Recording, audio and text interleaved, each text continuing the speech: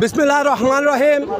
জাতীয়তাবাদী যুবদল কেন্দ্রীয় কমিটির সংগ্রামী সাধারণ সম্পাদক নুর ইসলাম নয়ন ভাইয়ের রাঙ্গুনিয়া জিয়ানগর পরিদর্শন উপলক্ষে জাতীয়তাবাদী যুবদল রাঙ্গুনিয়া উপজেলা আজকে আমরা জিয়ার মাজারস্থ জায়গায় অবস্থান নিয়েছি।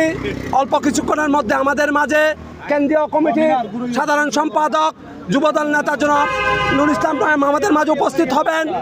আমাদের রাঙ্গুনিয়ার মাটি ও মানুষের নেতা জননেতা জনাব হুমায়ুন কাদের চৌধুরীর পক্ষ থেকে যুবদলের কেন্দ্রীয় কমিটি সহ যেসব নেতৃবৃন্দ আসতেছেন আজ পরিদর্শনে জিয়ার মাজারে, আমরা তাদেরকে আমাদের যুবদলের পক্ষ থেকে জননেতা জনাব হুমায়ুন কাদেরের পক্ষ থেকে আন্তরিকভাবে অভিনন্দন ও ধন্যবাদ জানাচ্ছি।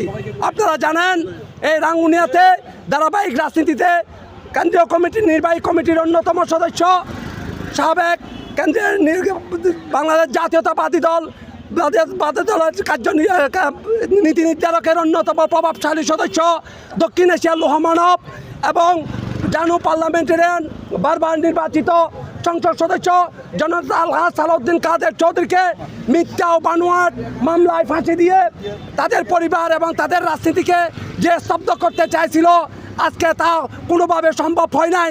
দেশের মানুষ, দেশের জনগণ, বিশেষ করে রাঙ্গুনিয়ার জনগণ জননেতা হুমায়ুন কাদের চৌধুরীকে সদয় গ্রহণ করেছেন এবং আগামীতে আমরা আশা করি রাঙ্গুনিয়ার প্রতিনিধিত্ব হিসাবে, রাঙ্গুনিয়ার সংসদ সদস্য হিসাবে আমরা জননেতা হুমায়ুন কাদের চৌধুরীকে রাঙ্গুনিয়াবাসী নির্বাচিত করবে এই আশা ব্যক্ত করে আজকে যারা অংশগ্রহণ করেছেন এবং কেন্দ্রীয় কমিটির আগমনে আমরা সবাই সুশৃঙ্খল থাকবো এই আশা ব্যক্ত করে আমি আমার বক্তব্য এখানে শেষ করছি।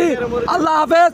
বাংলাদেশ জিন্দাবাদ, জাতীয়তাবাদী যুবদল জিন্দাবাদ, জনাব তারেক রহমান জিন্দাবাদ, দেশনেত্রী বেগম খালেদা জিয়া জিন্দাবাদ, শহীদ জিয়া অমর হক, সালাউদ্দিন কাদের চৌধুরী অমর হক, জননেতা জনাব হুমায়ুন কাদের চৌধুরী ধন্যবাদ। আপনারা সবাইকে ধন্যবাদ।